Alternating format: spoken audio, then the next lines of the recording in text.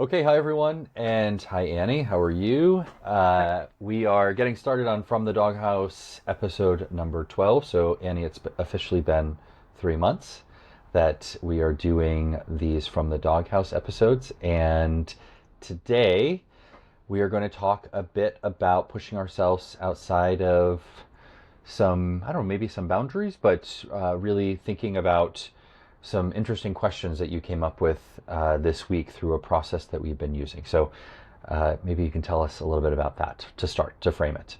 Yeah, for sure. So, one of the things that Patrick and I are doing is every Wednesday we spend a bit of time not working in the business, but working on the business. So, we're thinking about how can we continuously innovate, market differently, hit the needs of our buyers, just do things maybe differently than we perhaps are doing right now, just challenge ourselves in different ways so we can continuously grow and make the business better.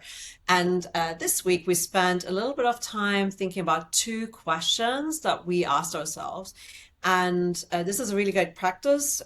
Whether or not you're an entrepreneur, I think those are really great questions to ask yourself. The first one is, are there any new voices that you could be introducing? So that means, are there people that you could be reaching out to that you could have a call with, whether that's your network, people that you may be able to get introduced to that have maybe different industry experience than what you have, or that maybe are one of your potential buyers, or that is somebody completely different that you normally don't talk to. And these conversations often lead to really interesting insights. And then the second thing is new experiments. So is there something that we sort of have in the back of our heads, or we think, oh, that could work, or something that pops up that we see, we go, oh, I wonder if that would work. That doesn't cost a lot of money or time, but we can try if it works. And if it does, then you can choose to pour some money into it. So, Patrick, you discovered something this week, I think, when we Yeah. spoke about this, right? So two things. One is to think about the voices. We we're in the process of building out loyalty. How do we keep customers? How do you retain customers? And we obviously have been thinking a lot about the dog care world, and Annie and I have been dipping a lot into our network within SaaS because Annie and I have extensive experience with software. But this week I said, "Oh, I have a background in the airline industry. Before I worked in software, I worked at 5 airlines, and my first career was in the airline industry."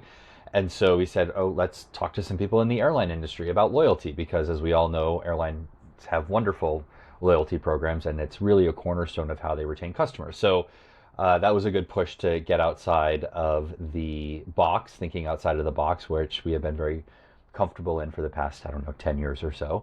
And at the same time, Annie and I were having this conversation around experiments. And there's two. One, Annie, if you want to talk about the new customer that we have, but just quickly before that, another thing that happened was I've been targeted a lot with certain ads in Instagram for a new technology around SEO and SEO optimization, and that's something we're clearly working on. And so at the same time we were having this conversation, I said, "Oh, Annie, why don't we look at this new software that I'm getting?" I'm getting literally a targeted ad almost every day in Instagram, and I don't know really anything about them, but it seems like they have a pretty good reviews on what they can do. So let's experiment with it. Worst thing is it doesn't work. Best thing is we have a new way of looking at some SEO. So um, it's and their ad targeting worked really well because I noticed it multiple times. So those are just two things where trying a new technology and also going further back into my career history and trying to find an adjacent industry that does something really well that we could potentially learn from. So those are two examples from this week. But anyway, what about this new one of our new amazing customers and a need that we could not offer, but very quickly within I think an hour or an hour and a half, we were able to provide it. Yeah, so the need that we discovered is that well, it's a need that we were expecting to happen, I think, but we didn't know when it would be happening, and we weren't certainly set up for it, which was wanting to have a very regular schedule with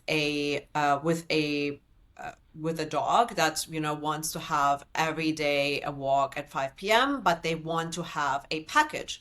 So we have regular customers obviously already, but they wanted to prepay the packages. And so we thought, okay, that's actually great for us. I mean, cash flow is great. We like cash flow.